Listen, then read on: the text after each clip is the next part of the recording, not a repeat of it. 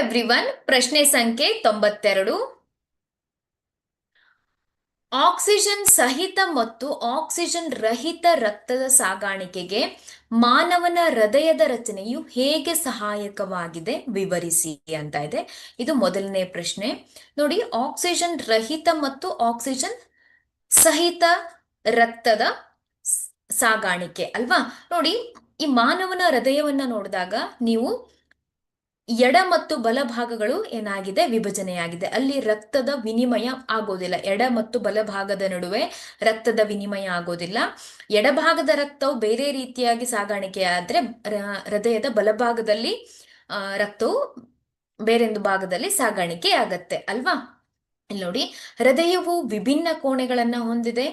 ಕೋಣೆಗಳ ನಡುವಿನ ಕವಾಟಗಳು ರಕ್ತದ ಹಿಮ್ಮುಖ ಚಲನೆಯನ್ನ ತಡೆಯುತ್ತವೆ.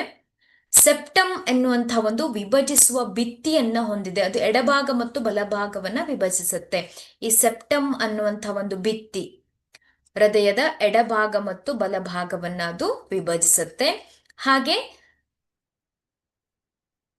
ಸೆಪ್ಟಮ್ ಎಂಬ ರಚನೆಯು ಆಕ್ಸಿಜನ್ ಸಹಿತ ಮತ್ತು ಆಕ್ಸಿಜನ್ ರಹಿತ ರಕ್ತದ ಸಾಗಾಣಿಕೆಗೆ ವಿಭಿನ್ನ ಮಾರ್ಗವನ್ನ ಸೃಷ್ಟಿಸಿದೆ ಅಂತ ಹೇಳ್ಬೋದು. ಈ ಚಿತ್ರದಲ್ಲಿ ನಾವು ಅದನ್ನ ನೋಡಬಹುದು ಅಲ್ವಾ.